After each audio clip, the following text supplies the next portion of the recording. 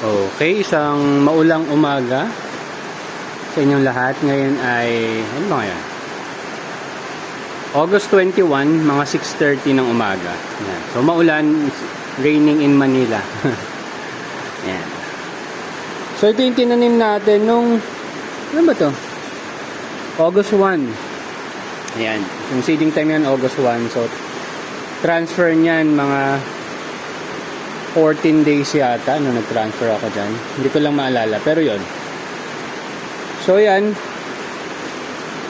kahapon, nung nag-observe ako dito, nakita ko yan na may mga tama ng trips. Hanapin ko yung medyo may tama. Pero ano na, tinanggal ko na siya kahapon. So, dati, tinatanggal ko yung buong dahon. Kunyari ito, nakita nyo to? Yan o, may gupit, ginupitan ko. May tama kasi ng trips. So inaaral ko pa kasi kung ang trips ba, kasi kung nangingitlog sila dun sa mismong dahon na tulad nito, ayan o, may tama ng trips. So gugupitin ko yan, tapos itatapong ko. So yan lang yung tatanggalin ko. Hindi ko tatanggalin yung buong dahon na yan, may mga tama lang ng trips. Dati kasi, tinatanggal ko yung buong dahon. Ayan, buong dahon. Kaso, nahihirapan na kasi siyang tumubo afterwards. So, tinitingnan ko kung magiging effective way yan ng pag-control ng trips kahit papano. Hindi ko sinasabing yan talaga ang control ng trips ng mga tropa. Pero, maliit pa kasi sila. Pag hinayaan natin hinayaan lang natin yung trips, pagdating ng 1 month niyan, halos infected na lahat. Tas magiging masyado ng marami yung population ng trips. So far, inobserbahan ko pa kung ano bang magiging cost niya. Dito naman, ililipat natin yung tinanim natin noong August 8. Yan. So, natimplahan ko na yan. Ito ay Kiss Solution. Tama. Meron 3 Kiss Solution yan. Kasi dito, ito Kiss Solution, ito Master Blend. Ito, 3. Tapos dito naman, merong Kiss Solution, ito, tsaka ayon. Tapos yung 3 ulit ay Master Blend. So ngayon, pakita ko lang sa inyo. Wait lang. Ito yung ginawa kong patungan. So yung height nito, ay nasa 1 foot or 12 inches or 30 centimeter yan. Hanggang dito 30 cm yan. So yan, medyo marunong mag-welding. Yan. So, yung design nito is iba dun sa design ko ng 1.2 square meter dun sa kabila. Iba yung design yan. Yan ako muna yung plastic kasi mag-harvest ako. Ayan. So kung mapansin nyo, ito medyo dark blue or dark green or blue-green. Kasi ito medyo clear. Kasi ito yung Kiss Solution. Then,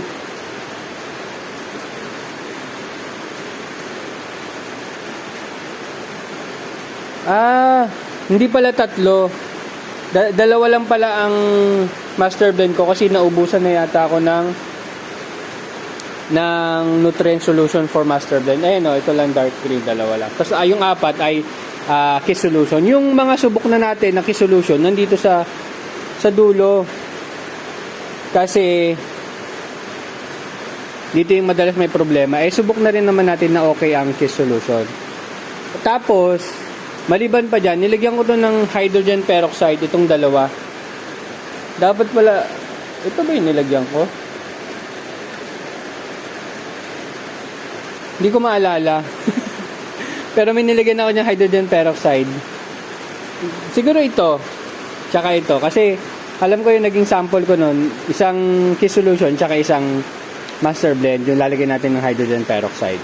Pero ang problema, yung hydrogen peroxide na meron ako ditong nakastock dyan sa gilid, ay expired na nung May. Hindi ko lang alam kung effective pa rin siya, pero nilagyan natin ng hydrogen peroxide to. Kasi last time, dito yung may namatay yung mga tanim natin. So, nag-sample lang din ako sa Master Blend. And susunod, doon lalagyan din natin. Kasi magkakaroon pa ako ng 4 Yung next batch ko is 4. After ko ma-transfer to, next week, 4 yung kailangan ko. So, kung kaya kong makagawa ulit ng patungan na ganito, ito, pang 3, lagay natin yon. And ito, kaya mataas, kasi nakaabang to, para next design natin, lalagay natin to dyan, tapos magiging, yan yung 1 meter, kumbaga yung likod. Tapos, gagawa na lang tayo ng mas mababa na 0.7 para dun sa magiging harap. Yun naman is para dun sa ating taniman sa kabila. So, ayan. So, kung tutusin, pwede ko itong putulin hanggang dito lang. Yan, putulin ko na hanggang dito, tapos, yan yung gawin natin patungan dito. Pero hindi ko siya ginawa kasi nga, ang iniisip ko is, ito talaga muna, itong mga ganitong setups, is dun sa kabila, bago dito. Kasi yung mga na-free up natin dun na patungan, yung mga case ng soft drinks, yung mga paso, dito muna natin ililipat. Yun muna yung gagamitin natin dito. Kasi, priority natin mapuno yung kabila. At sa kabila, kailangan talaga natin ng mga ganitong setup. So, ito na yung isang setup natin na tatluhan. Yan. So, ang nagiging dilemma ko na lang or problem ko is kung paano ko siya gagawa ng pinto o anong diskarte ba sa gagawing pinto. Ayan. Yun yung iniisip ko ngayon. Ayan. Ayun lang. Tapos dito, ngayon, yung may plastic ako, mag-harvest ako. Harvest ko na itong lahat para clear up na mamayang hapon, transfer na tayo dito. Then, linis naman ako dito mamayang mga tanghali, linis naman tayo dito. So far, so good. Ito, parang isang beses ko pa lang yata ito na harvestan na spinach. Kaya ang lalapad ng dahon. Kasi afterwards yan, pag harvest ka ng harvest, magiging ganito na sila, based sa experience ko. Pero maganda pa rin. Okay pa rin silang harvestan. Tapos yun yan, yung mga nagpa-flowering, yan, dapat harvest mo na yan. Mamaya siguro harvest ko na rin yan para may panggulay ako mamaya. Tapos nung nakaraan, ay nagsaboy tayo dito nung mga may flower na spinach. Ayan o, nakita nyo? Ayan o. Ayan yung mga spinach seeds. Ayan. So hindi na tayo masyadong nag-abala sa pagtatim ng spinach. Yeah, pinutol lang natin dito. Ayan yung mga flowers nung mga mature spinach. Pinutol lang natin. Tapos nilagay lang natin dito at diniligan halos araw. So after 3 days, nakita ko na yung mga usbong na yan. So susunod yan, lalaki na rin sila katulad ng mga ganito.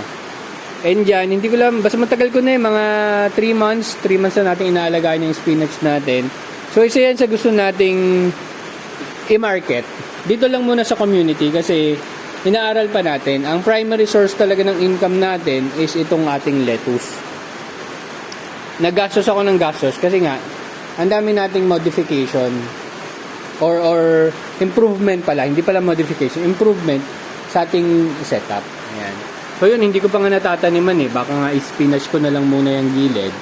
Pero tingnan natin kung anong best para sa atin. Ayun lang, pinakita ko lang sa inyo kung ano yung ang pinaka highlight talaga is yung ginawa kong way para kontrolin yung trips. So mamaya, bago ako bumaba, gugupitin ko na yung damage na dahon doon ng trips. Then, lalagay ko lang sa compost ko. Hindi ko siya sinusunog or kung ano man. Lalagay ko lang sa compost. Ang kailangan lang kasi natin, makontrol lang natin yung dami ng trips. Kasi possible dito nang galing yung trips na yun eh. Siyempre, alam ko hindi sila nakakalipad ng malayo, so malamang nahangin lang sila.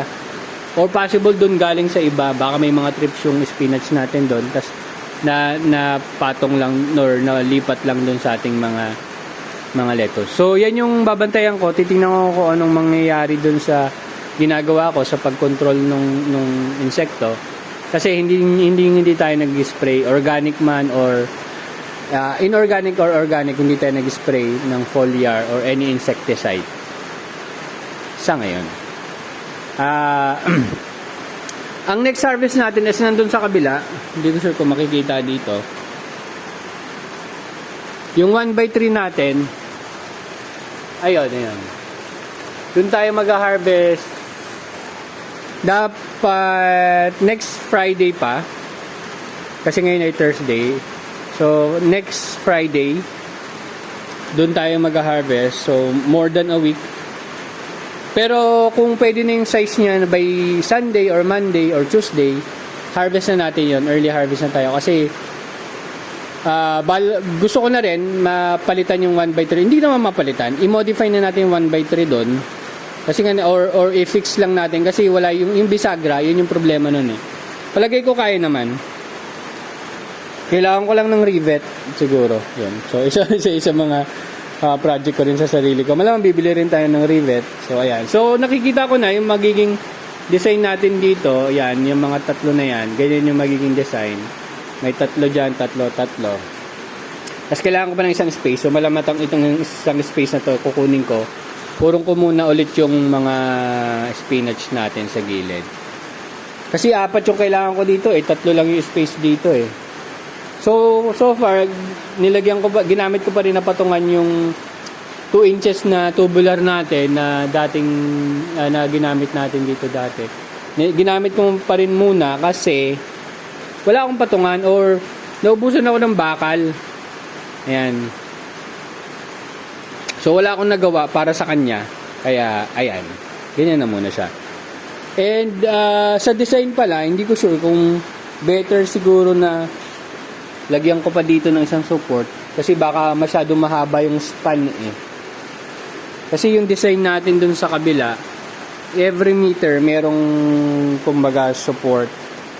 So yun naisip ko, baka lagyan ko pa ng support dito sa gitna para lang hindi siya mapuwersa dito sa pinakagitna. So far naman okay, kaya naman niya. Pero yun nga, baka magkakaroon tayo ng redesign, ganyan, moving forward. That's it. Thank you very much. Sana may na-share naman ako kahit paano. And kung may question kayo, tanong lang kayo. Kung kaya kong sagutin, sasagutin ko naman. Yun lang. Bye-bye.